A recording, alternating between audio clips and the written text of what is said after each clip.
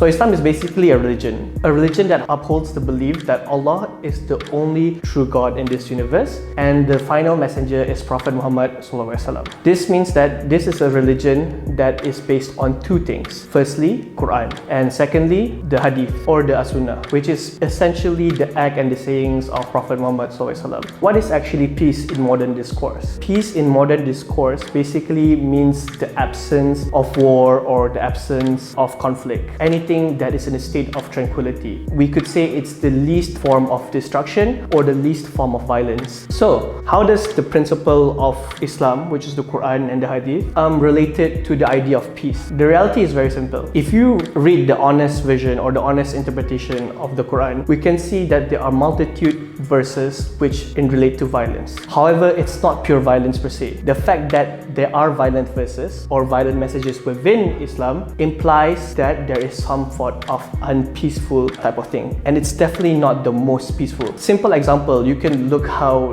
the punishment includes stoning and the fact that we are allowed to go to war. People usually argue that wait, that's based on context, and any form of retaliation is not peaceful. Even in form of self-defense, you are actually hitting another people. That's a form of violence itself. Self-defense is not peaceful, but however, it's fair. Whether it makes sense to us human, whether this type of punishment is fair, whether all these atrocities count as justifiable, it's not within our capacity to understand. Because at the end of the day, Islam, and especially Allah, transcends justice, transcends our idea of what it means to be peace. It is not the epitome of peace. Islam never even claimed to be the most peaceful religion in the world because it will be dishonest for us to say so. And whatever means for it to achieve peace may not be violence per se, and it is definitely not peaceful. So there's also a misconception about the people that support Islam. I'm going to talk about the easiest or the most simplistic version of it. So they say that Islam is the religion of peace because Islam means peace. Therefore, Islam is the religion of peace. So there's three responses to this to explain why it doesn't make sense. Firstly, name doesn't mean the meaning.